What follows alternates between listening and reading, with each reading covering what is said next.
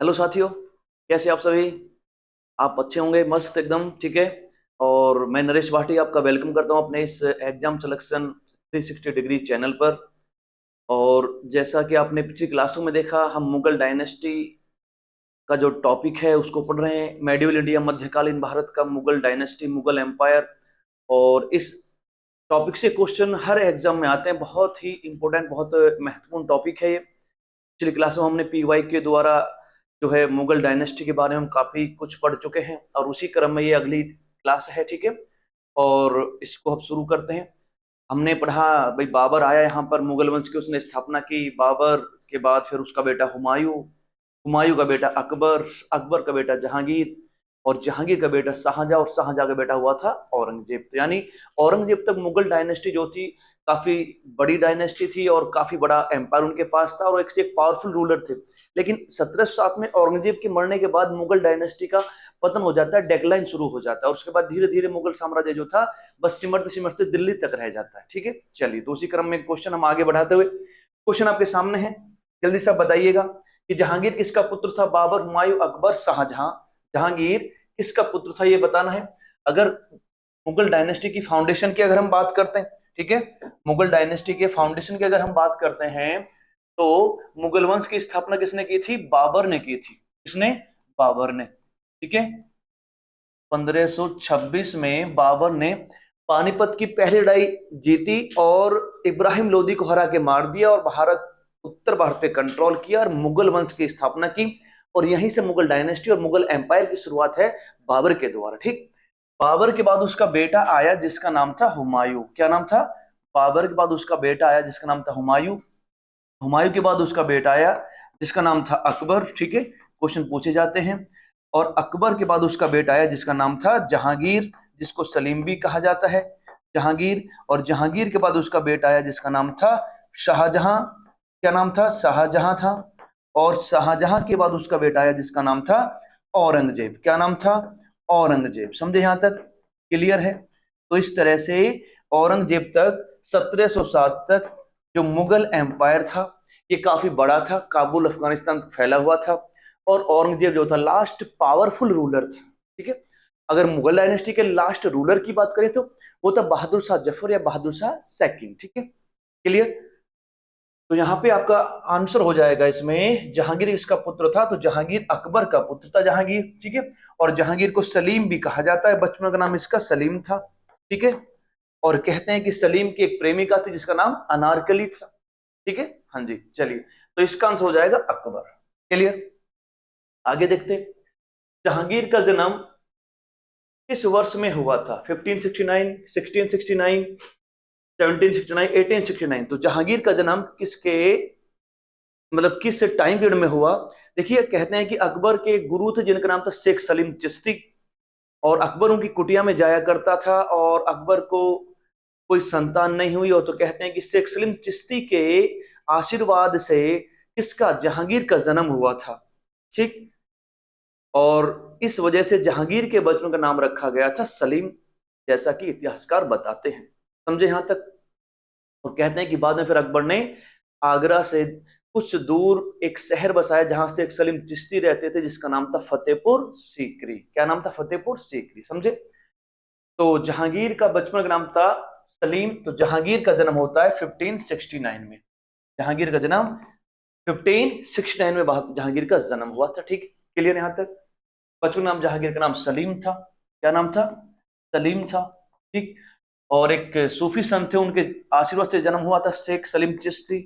शेख सलीम चिश्ती, जो अकबर के धार्मिक गुरु थे, शेख सलीम चिश्ती, ठीक है। इनके आशीर्वाद से जन्म हुआ।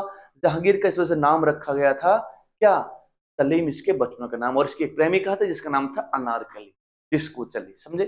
चलिए नेक्स्ट। अकबर प्यार से इसको शेखू बाबा कह के बुलाता था, किसको? जहांगीर को।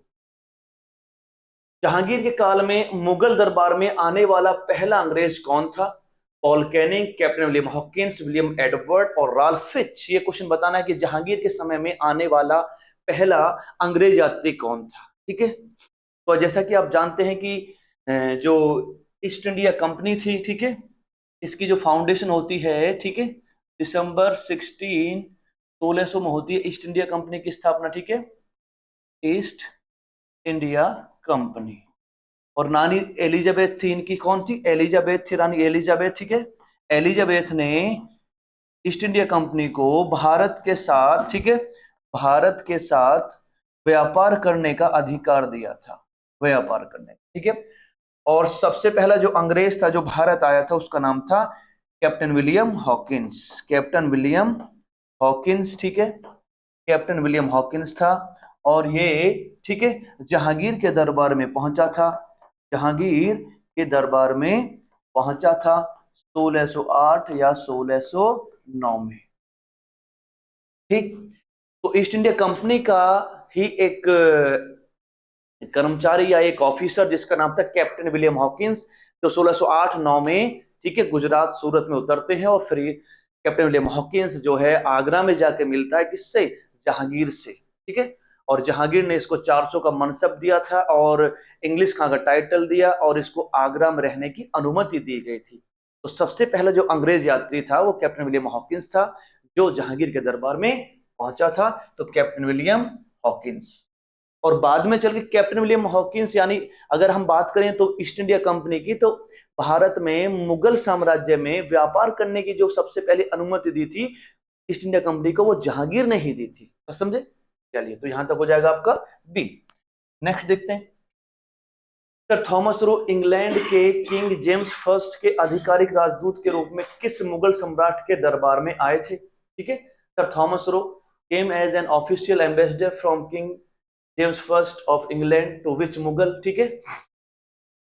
तो कौन, थॉमस रो किस मुगल सम्राट के दरबार में आए थे, इंग्लैंड के जो राजा थे उनके एम्बेसडर यानी राजदूत बनकर, ये क्वेश्चन आपसे पूछा हुआ है, ठीक है। औरंगजेब, शाहजहां, अकबर, जहांगीर, कैप्टन, ठीक है, थॉमस रो। एक अंग्रेज यात्री था थॉमस रो, ये किसके दरबार में आया था, ठीक है, इंग्लैंड के राजा का एक राजदूत बनकर। औरंगजेब, शाहजहां, अकबर, जहांगीर, तो ये जहांगीर के समय आया था, किसके समय आया था, जहांगीर के समय आया था, ठीक है। तो ये जहांगीर के समय आया था कौन, थॉमस रो, जो इंग्लैंड के राजा जेम्स फर्स्ट का क्या था, राजदूत था, यानी एम्बेसडर था जहांगीर। और जहांगीर से मिलता मुलाकात करता है और कुछ व्यापारिक सुविधाएं ले लेता जहांगीर से, जिससे कि कुछ और भी जगहों पर ईस्ट इंडिया कंपनी को अपनी कुछ फैक्ट्रियां खोलने की अनुमति मिल गई थी। समझे यहां तक, क्लियर सभी को। चलिए नेक्स्ट क्वेश्चन देखते हैं, ठीक है। Captain Hawkins and sir Thomas row visited India during the rule of which Mughal emperor, ठीक है। किस शासन में कैप्टन हॉकिंस और सर थॉमस रो ने भारत का दौरा किया था, तो किस मुगल राजा के समय, ठीक है, किस मुगल राजा के समय इन अंग्रेज यात्रियों ने भारत का दौरा किया था। तो ये क्वेश्चन आपसे पूछ रहा है और इसका जवाब बताइएगा, बहुत अच्छा क्वेश्चन है। यहां से क्वेश्चन ये कई बार अनेक एग्जामों में पूछ चुका है, जल्दी से बताइए क्या इसका आंसर निकलेगा। थॉमस रो, ठीक है, और कैप्टन हॉकिंस किस मुगल दरबार या किस राजा के दरबार में आए थे या किस मुगल राजा के समय भारत आए थे, ये क्वेश्चन आपसे पूछता है, ठीक है, जल्दी से बताएं आप। तो जहांगीर के समय आए थे, किसके समय आए थे, मुगल बादशाह जहांगीर के समय आए, कौन, हॉकिंस और थॉमस रो। क्लियर यहां तक सभी को, जहांगीर। नेक्स्ट, भारत में 1617 में ब्रिटिश ईस्ट इंडिया कंपनी को व्यापार करने की जो अनुमति थी वो किसके द्वारा दी गई थी, ठीक है। ईस्ट इंडिया कंपनी को व्यापार करने की जो अनुमति थी वो किसके द्वारा दी गई थी, ये क्वेश्चन पूछा गया है, ठीक है। बाबर, अकबर, औरंगजेब, जहांगीर, ठीक है। तो जहांगीर ने, ठीक है, जहांगीर ने ईस्ट इंडिया कंपनी को, ईस्ट इंडिया कंपनी को सूरत से व्यापार करने की अनुमति दी थी, सूरत से व्यापार करने की क्या दी थी, अनुमति दी थी, ठीक है। मुगल साम्राज्य में सूरत से व्यापार करने की जो अनुमति दी थी वो जहांगीर ने दी थी, तो इसका आंसर हो जाएगा जहांगीर। तो ईस्ट इंडिया कंपनी, ठीक है, जो 1600 में बनी और फिर एलिजाबेथ ने ईस्ट इंडिया कंपनी को भारत में व्यापार करने के लिए परमिशन दी, चार्टर पेपर दिया। और उसके बाद पहला अंग्रेज यात्री कैप्टन विलियम हॉकिंस जहांगीर के दरबार में आया, बाद में थॉमस रो भी आया और इस तरह से जहांगीर के द्वारा ईस्ट इंडिया कंपनी को सूरत से मुगल साम्राज्य के अंदर व्यापार करने की अनुमति दी गई थी। तो मुगल एम्पायर में नॉर्थ इंडिया में, उत्तर भारत में ईस्ट इंडिया कंपनी ने अपनी पहली जो फैक्ट्री लगाई थी वो सूरत, और सूरत से ही व्यापार करने की अनुमति मिली थी जहांगीर के द्वारा। तो सूरत में ही कंपनी ने अपना पहला कारखाना लगाया था, या पहली फैक्ट्री कह सकते हैं, पहली फैक्ट्री, ठीक है, पहली फैक्ट्री, समझे।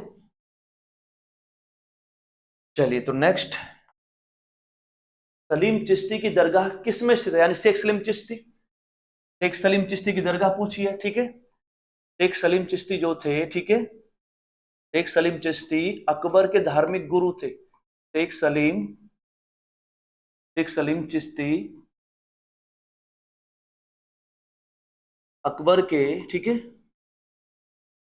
शेख सलीम चिश्ती अकबर के गुरु थे, समझे। तो इनकी दरगाह कहां पर है, ये पूछा हुआ क्वेश्चन है। आगरे का किला है, ग्वालियर का किला है, फतेहपुर सीकरी है, हुमायूं का मकबरा है। तो इनकी दरगाह कहां पर बनी हुई है, ये क्वेश्चन आपके सामने है, जल्दी से बताइएगा क्या इसका आंसर होगा। दरगाह कहां पे बनी हुई है, शेख सलीम चिश्ती की दरगाह कहां पर है। ये फतेहपुर सीकरी में है, फतेहपुर सीकरी, ठीक है। अकबर ने इनकी दरगाह बनवाई थी, अकबर ने इनकी दरगाह बनवाई थी फतेहपुर सीकरी में। कहां पर, फतेहपुर सीकरी, ठीक है, फतेहपुर सीकरी में इनकी दरगाह है, जिसको अकबर ने बनवाया था आगरा में, ठीक है, क्लियर। आगरा का जो किला है ये भी अकबर ने बनवाया था। हुमायूं का जो मकबरा है ये उसकी पत्नी हाजी बेगम या हमीदा बानो बेगम ने दिल्ली में बनवाया था, ठीक है। चलिए नेक्स्ट, किस संत के सम्मान में अकबर ने फतेहपुर सीकरी का निर्माण किया था, क्वेश्चन आपके सामने है। किस संत के सम्मान में अकबर ने फतेहपुर सीकरी का निर्माण किया था। शेख सलीम चिश्ती, शेख निजामत अल्लाह, शेख शहाबुद्दीन सोहरावर्दी, ख्वाजा पीर मोहम्मद, ठीक है। कहते हैं कि अकबर को बहुत समय तक कोई संतान नहीं हुई, तो फतेहपुर सीकरी में एक संत थे जिनका नाम था शेख सलीम चिश्ती। अकबर उनके पास जाया करते थे और उन्हीं के आशीर्वाद से अकबर को एक पुत्र हुआ जिसका नाम सलीम रखा गया, जिसको बाद में दुनिया ने या इतिहास ने जहांगीर के रूप में जाना, समझे। और अकबर उस जहांगीर को शेख बाबा के नाम से बुलाता था। तो उसके बचपन का नाम सलीम रखा गया था, क्योंकि उसकी मतलब कहते उसका जो जन्म था वो शेख सलीम चिश्ती के आशीर्वाद से हुआ था। और शेख सलीम चिश्ती जो थे अकबर के गुरु थे, और उसी के सम्मान उन्होंने वहां एक नया शहर बसाया जिसका नाम फतेहपुर सीकरी, ठीक है। तो शेख सलीम चिश्ती के सम्मान में, ठीक है, शेख सलीम चिश्ती, क्लियर यहां तक। बहुत अच्छा क्वेश्चन है, एग्जाम में पूछा हुआ है, ठीक है। नूरजहां किस मुगल सम्राट की पत्नी थी। अकबर, औरंगजेब, जहांगीर, शाहजहां, ठीक है। अकबर की तो अनेक पत्नियां थी, जैसे इनमें से एक थी राजपूत रानी जिसका नाम था जिसका नाम था हरखा बाई, हरखा बाई। यह जो राजा थे, आमेर के राजा थे, ठीक है, आमेर राजस्थान के राजा थे जिनका नाम था भारमल, ठीक है। तो भारमल की पुत्री थी, समझे। आमेर के राजा, राजस्थान में आमेर के राजा भारमल की पुत्री हरखाबाई थी, जिसकी शादी अकबर के साथ हुई थी, ठीक है, समझे यहां तक। औरंगजेब की जो पत्नी थी उसका नाम था दिलरास बानो बेगम, दिलरास बानो बेगम, ठीक है, समझे। शाहजहां की जो पत्नी थी उसको मुमताज महल के नाम जाना जाता है, मुमताज महल के नाम से जाना जाता है उसे, मुमताज महल के नाम से जाना जाता है, मुमताज महल, समझे। तो नूरजहां जो थी वो जहांगीर की पत्नी थी, ठीक है। नूरजहां किसकी पत्नी थी, नूरजहां जहांगीर की पत्नी थी, क्लियर है तक सभी को। नूरजहां जहांगीर की पत्नी थी, क्लियर। अकबर, औरंगजेब, जहांगीर, शाहजहां, चलिए क्लियर यहां तक सभी को। चलिए नेक्स्ट, मेहरुन्निसा जिसे नूरजहां के नाम से जाना जाता था की पत्नी थी औरंगजेब, शाहजहां, अकबर, जहांगीर, ठीक है। मेहरुन्निसा यानी नूरजहां का जो असली नाम था वो था मेहरुन्निसा, नूरजहां का असली नाम था मेहरुन्निसा, समझे यहां तक। नूरजहां का असली नाम था मेहरुनिस्सा। ठीक, यानी कहते हैं, इतिहासकार बताते हैं कि जो शाहजहां था, ठीक है, सॉरी शाहजहां नहीं, जो जहांगीर था या जो मुगल थे या अकबर था, उनके सेना में एक सेनापति था, ठीक है, उसकी मृत्यु हो गई और उसी की विधवा पत्नी थी कौन, ये जिसका नाम था नाम मेहरुनिस्सा। और कहते हैं कि अकबर के महल में अकबर की कुछ विधवा पत्नियों की देखभाल करती थी। जहांगीर ने इसको देखा, ये काफी सुंदर थी और जहांगीर ने फिर इससे शादी की और जहांगीर ने मेहरुनिस्सा को क्या दिया था, एक बड़ा खिताब दिया, टाइटल, जिसका नाम पड़ा नूरजहां। ठीक है, नूरजहां। और नूरजहां की माता थी जिसका नाम था अस्मत बेगम, जिसने मध्यकाल में, ठीक है, इत्र बनाने की विधि खोजी थी गुलाब के फूलों से, ऐसा बताया जाता है। तो मेहरुनिस्सा जो था, इसका नूरजहां का नाम था और ये किसकी पत्नी, जहांगीर की पत्नी थी, जहांगीर की पत्नी। ठीक है, नूरजहां की जो माँ थी, ठीक है, नूरजहां की जो माँ थी उसका नाम था अस्मत बेगम, अस्मत बेगम। ठीक है, और इसने इत्र बनाने की विधि खोजी थी, इत्र, ठीक है, इत्र बनाने की विधि खोजी इसने।